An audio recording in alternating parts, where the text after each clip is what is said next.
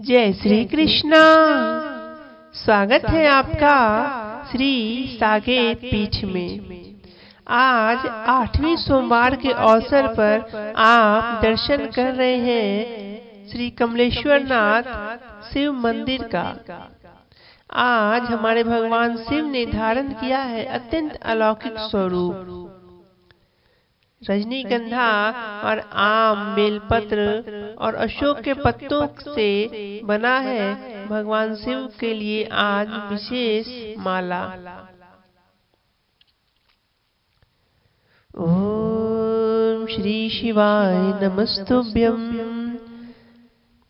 हर वर्ष की सोमवारी की भांति इस वर्ष भी हमारे श्री साकेत पीठ में बाबा कमलेश्वर नाथ का आज हो रहा है विशेष श्रृंगार।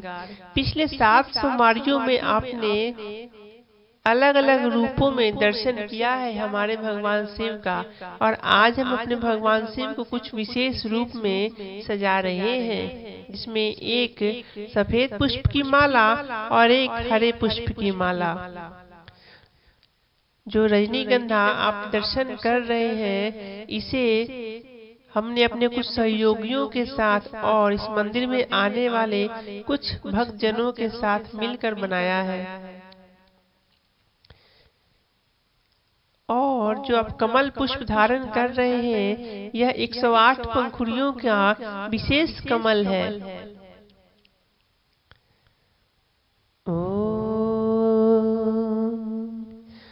श्री शिवाय नमस्तुभ्यम। आज से 2 दिन बाद सावन पूर्णिमा के दिन 48 मिनट का दुर्लभ सत्संग प्रवचन का आयोजन होने जा रहा है, जिसमें हम भगवान शिव के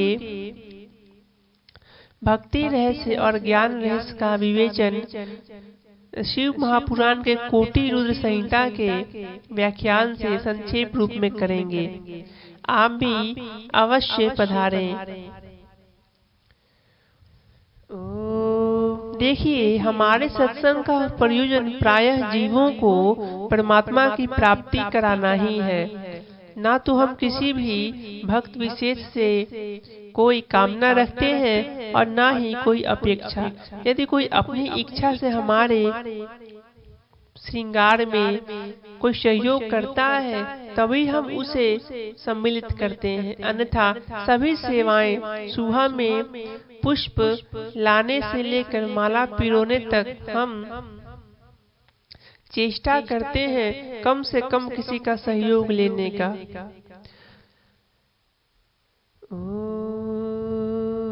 यदि परमात्मा की इच्छा हुई तो इसी जगह पर भविष्य में श्रीमद् भागवत महापुराण, शिव महापुराण और दिव्य संतों के चरित्र का गायन किया जाएगा।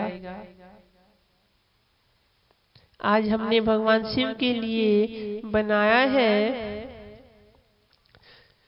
विशेष पुआ का भोग, जिसमें हमारे कुछ भक्तजनों ने और हमारी माता जी ने भी आज का भोग बनाने में सहयोग किया है। ओम नमः शिवाय। प्रत्येक आम के पत्तों को मैं विशेष और बारीक रूप से स्वयं धोता हूँ, जिससे किसी प्रकार की इसमें धूल, कीड़े आदि न लगे हों। इसके बाद मैं इसके एक एक पत्ते को अलग करके ही माला बनाने के लिए देता हूँ। अभी हमारे मंदिर का जीर्णोद्धार कार्य भी प्रगति पर है, जो प्रायः 102 वर्षों तक चलेगा, जिसमें गणेश जी मंदिर का, हनुमान जी मंदिर का जीर्णोद्धार कार्य, इस पूरे परिसर को ऊंचा करना और एक छोटे से सत्संग भवन का निर्माण करना आदि शामिल है।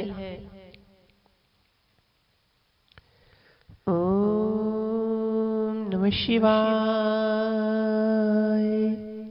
देखिए, शिव तत्व संपूर्ण प्राणियों के हृदय में व्याप्त है।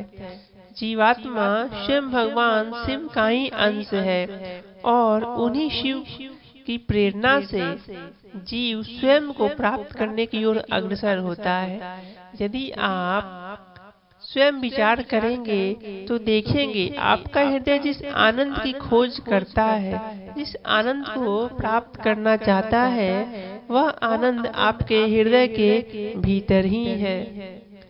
कई वर्षों और कई जन्मों की साधना के बाद जब आप शिव तत्व को अपने हृदय में ही देखेंगे, तभी आपको बोध हो जाएगा कि वास्तव में जिस आनंद की खोज में जन्मों और जन्मांतरों से कर रहा था, वह वस्तुतः हमारे भीतर ही है। और इसी तत्व की खोज में साधक के कई जन्म लग जाते हैं। शिव तत्व तो प्रायः सर्वत्र व्यापक है। हरि व्यापक सर्वत्र समाना, प्रेम ते प्रकट हो मैंने जाना। आप भगवान शिव को खोजे नहीं, पहले उन्हें अपने हृदय में अनुभव करें।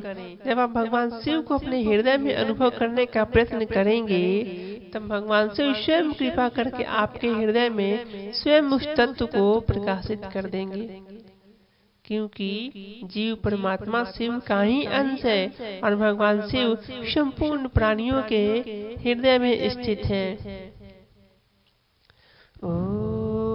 आज हमारे मंदिर में रात्रि आरती के बाद कुछ देर सत्संग कीर्तन का भी आयोजन हुआ, जिसमें कुछ भक्त जनों ने भगवान शिव को विशेष गीतों को भी सुनाया।